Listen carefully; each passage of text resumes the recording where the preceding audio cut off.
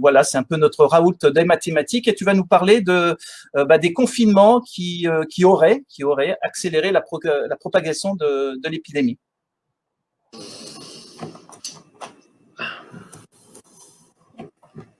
C'est bon, mon micro. Alors, qui ont accéléré l'épidémie.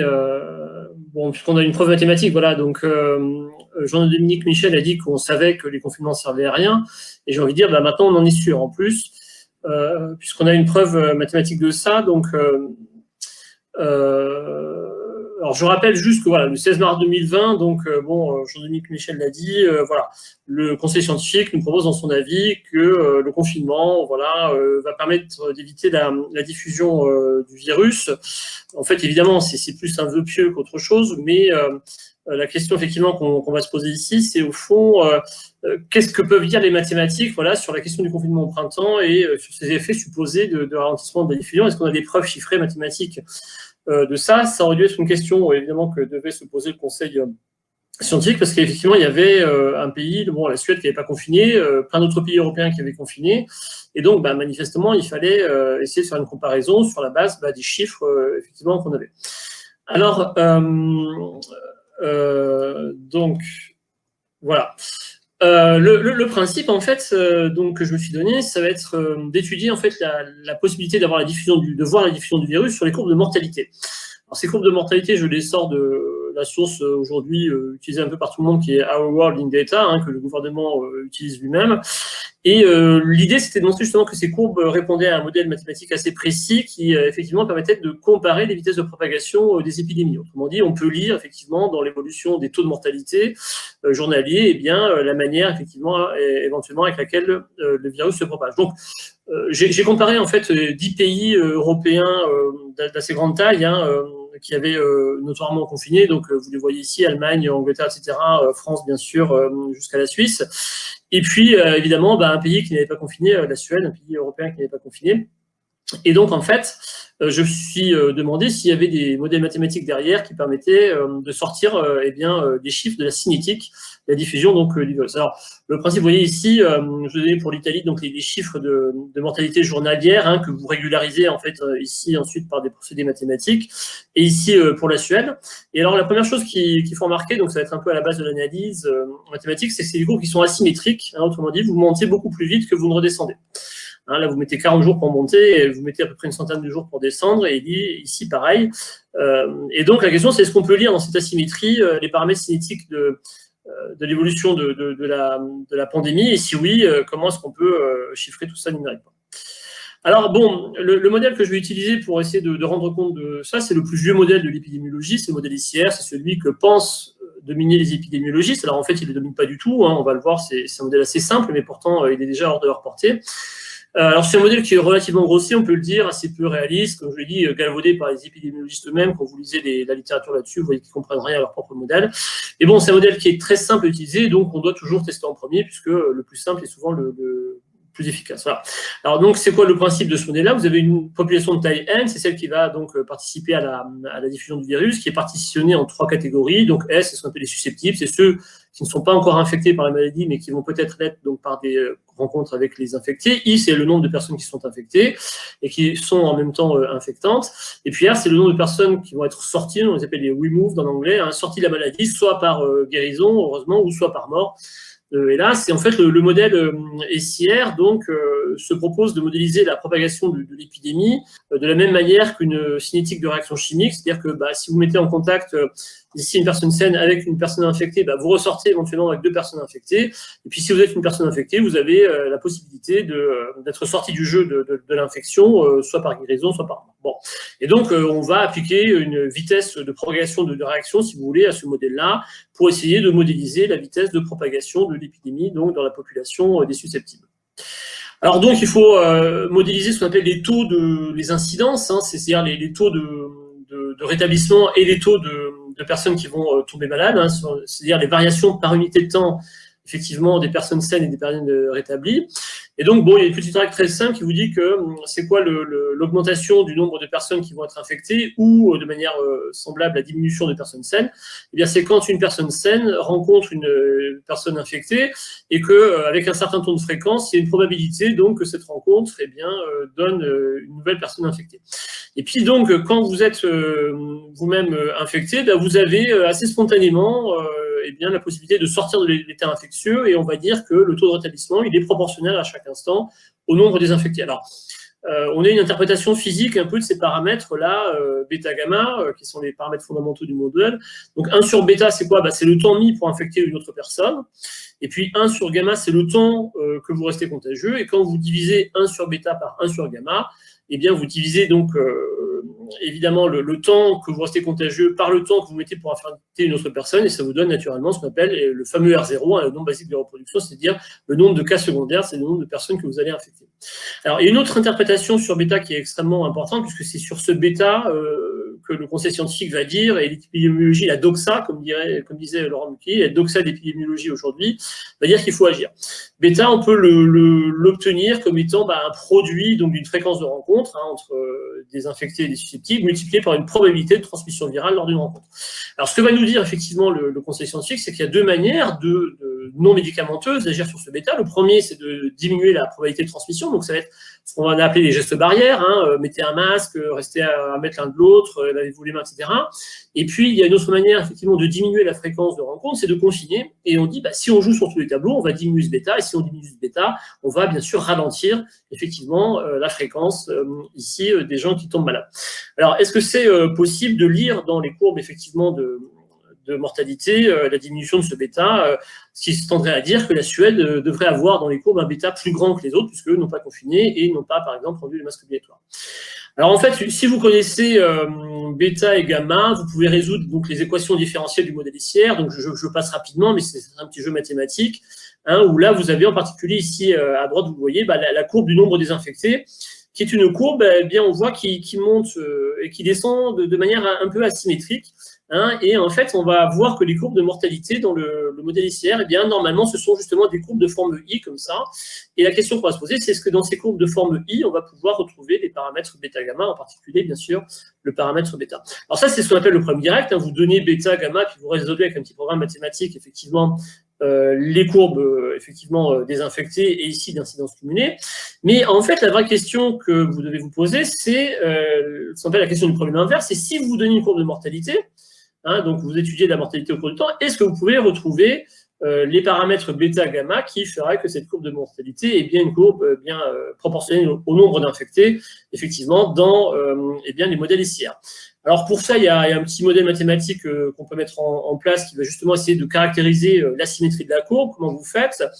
Vous donnez un niveau de mortalité, puis vous cherchez le temps que vous allez mettre pour monter ici au pic. Ça vous donne un premier intervalle de temps. Et puis ensuite, vous cherchez le temps que vous mettez pour redescendre du pic au niveau où vous étiez parti. Et puis, vous faites le rapport de ces deux temps. Et puis, ça vous donne quelque chose qui est plus grand que 1, justement. Ça caractérise la symétrie. Et puis, vous calculez la valeur moyenne, justement, de ces rapports de temps, et bien sur l'ensemble des valeurs de la mortalité. Donc, ça vous donne ce qu'on appelle un petit facteur d'asymétrie. Donc, c'est tout intégral. Il n'y a rien de très compliqué. C'est mathématiquement tout à fait contrôlé. Alors, cette fonction, effectivement, d'asymétrie, vous pouvez démontrer qu'elle dépend que de R0 avec des fonctions mathématiques très intéressantes, des fonctions transcendantes de Lambert, et vous savez calculer tout ça, c'est-à-dire que si vous vous donnez un R0, vous savez calculer le facteur d'asymétrie qui va caractériser donc la différence de temps entre les montées et les descentes. Et puis à l'inverse, si vous vous donnez un facteur d'asymétrie calculé sur une courbe, vous savez recalculer le R0 effectivement qui a donné naissance à cette courbe. Donc c'est effectivement cette courbe que j'ai tracée ici, c'est la fonction d'asymétrie qui ne dépend donc que de R0. Donc nous en pratique, on va mesurer ici la valeur d'asymétrie et puis on va en déduire le R0 d'où on est parti. Alors une fois qu'on a ce R0, on peut retrouver assez facilement le gamma en allant chercher la valeur du pic épidémique. ici le nombre total de morts en fait que vous avez eu, hein, ça s'appelle l'intégrale sous la courbe là. Et puis si vous multipliez par un petit facteur de normalisation, là vous retrouvez la valeur du gamma. Et puis une fois que vous avez gamma et que vous avez R0, ben, le produit ça vous donne tout simplement bêta. Alors si vous appliquez votre petite méthode là sur une courbe que vous avez tracée vous-même, ben, vous voyez qu'en partant de paramètres ici que vous êtes fixés, vous le retrouvez exactement par votre méthode. Alors cette méthode, bon, c'est un petit peu une tricherie ici parce que vous partez de courbes parfaitement maîtrisées, complètement claires, sans bruit gaussien ou sans bruit effectivement, voilà.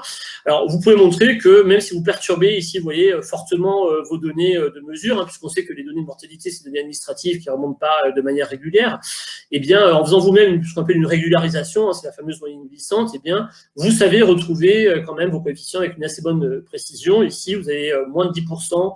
Effectivement, malgré une très forte perturbation, moins de 10% dans le recalcul sur bêta et environ 30% sur gamma, ça reste largement acceptable, eu égard ici à la très forte perturbation qu'on a choisie. Donc, avec un bruit aléatoire qu'on sait intervenir dans les données mesurées, vous savez que votre estimation de bêta sera bonne.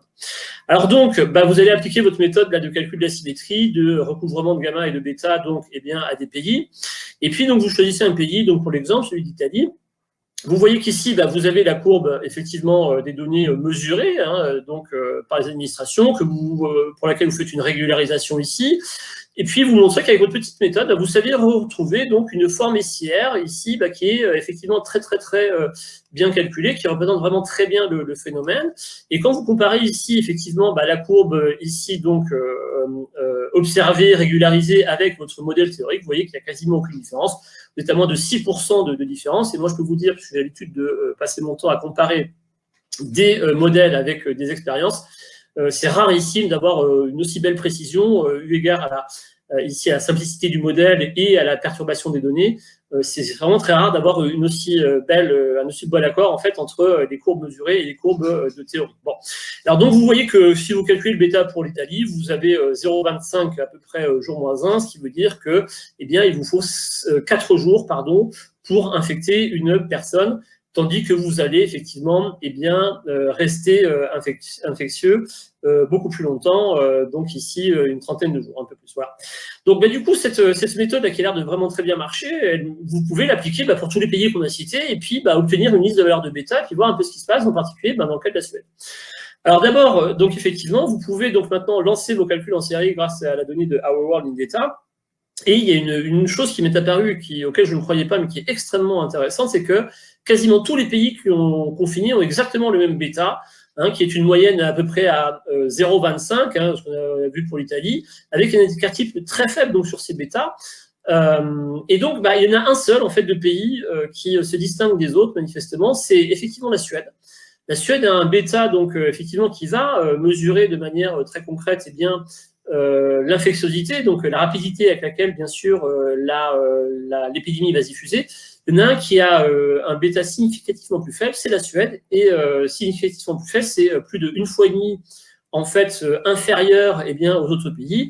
Et puis, bah, c'est un peu effectivement interpellant parce que bah, la Suède, c'est précisément le pays qui n'a pas confiné et qui n'a pas rendu obligatoire le masque et qui s'est contenté de donner des recommandations à sa population. Donc, on voit très bien effectivement qu'on retrouve les conclusions de Jean-Dominique Michel, c'est-à-dire que bah, on savait effectivement que le confinement, effectivement, c'était quelque chose qui ne marchait pas et qui même avait tendance à accélérer.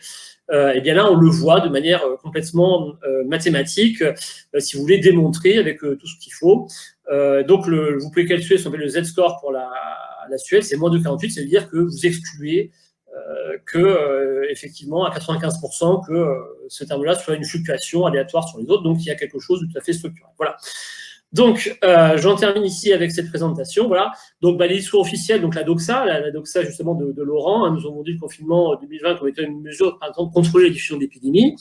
Donc, il s'agissait de diminuer la valeur du bêta, effectivement, donc la fréquence des rencontres par le confinement et les probabilités de transmission, donc via les gestes barrières. En vérité, bah, ce qu'on voit, c'est que par les calculs mathématiques, par les démonstrations qu'on peut faire sur le modèle SIR, qui marche très bien, eh bien, pour la Suède, ce facteur bêta, il est 1,6 fois plus petit que pour les autres pays. Et ce qui est extrêmement inquiétant dans effectivement l'analyse que j'ai faite ici, qui aurait dû être faite depuis très longtemps, c'est que le conseil scientifique, évidemment, n'a jamais essayé de produire aucune comparaison sur, effectivement, des confinements entre les différents pays européens. Et donc, moi, mon hypothèse, c'est que soit ce conseil scientifique est malhonnête, soit qu'il est incompétent.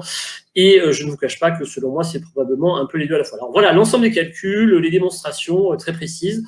La production automatique donc des documents attachés à ce que je viens de présenter, c'est disponible via un Google Lab, un Google Colab, pardon. Donc, attention, ça nécessite d'avoir un Google Drive sur son ordinateur, donc bon, c'est un petit prix à payer au GAFA, mais en tout cas, si vous avez ça, eh bien, en allant chercher cette URL, eh bien, vous allez tomber sur le Google Colab, vous exécutez le petit script qui est proposé, et donc ça produira sur votre Google Drive les PDF, les images, les points RMD, les points HTML dont vous avez besoin pour effectivement étudier plus en profondeur, si vous le voulez, tous les calculs que j'ai présentés. Voilà, j'en ai fini. Je vous remercie beaucoup. Merci beaucoup Vincent. Alors je rassure les personnes qui sont en train de prendre des notes et recopier les schémas et tableaux, qui vont pouvoir tout revoir dès la fin de ce live sur reinfocovid.fr/live et mettre au ralenti, ce qui permettra de voir les courbes et les tableaux. Alors tu nous avais présenté cette fameuse étude que tu as considérée comme falsifiée, ayant amené le gouvernement pour la fermeture des cafés et des restaurants.